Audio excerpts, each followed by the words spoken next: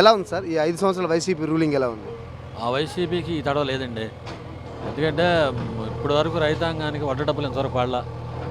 దానివల్ల బాగా ఇబ్బంది పడ్డాం. రెండోది కొన్ని పనులు చేశాడు ఆయన, కొన్ని పనులు అస్సలు మరీ దరిద్రం. ఈ తడవ మాత్రం అతనికి లేదండి. తడవ ఇక్కడ గుడివాడలో నాని గారు సీనియర్ ఎమ్మెల్యే, రాము గారు కొత్తగా వచ్చారు.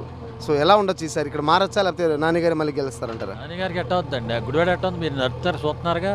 లోపల ఎట్ట ఉందండి? లోపల నా గుడివాడ ఇక్కడే పుట్టి పెరిగాడు ఆయన.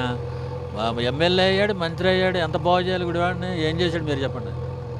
మాకన్నా మీకు ఎక్కువ తెలుసు. చెప్పండి, ఎట్టేస్తాం ఈ తడవ ఆయన ఓటు? లేదు. రాము గారికి ఛాన్స్ ఉంటుంది సార్ ఈ తడవ ఆయనకే వేస్తాం, అందులో అనుమానం లేదు.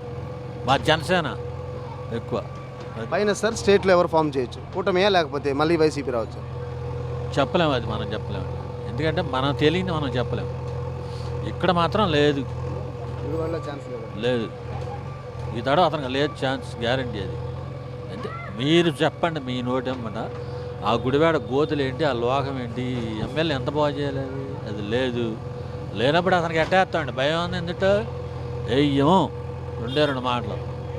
ఇప్పుడు ఈ గవర్నమెంట్ కొన్ని పథకాలు పెట్టాడు, బాగానే ఉంది. కొన్ని పథకాల్లో దెబ్బతిన్నాడు. ఇప్పుడు రైతాంగంగా రైతు ముఖ్యమా, వేరే వాళ్ళు ముఖ్యమా? ఇంతవరకు వడ్డీ డబ్బులు పడలేదండి మాకు. 2 నెలల 30 రోజులైంది. ఏం చేయం? Please like and subscribe Eagle Andhra.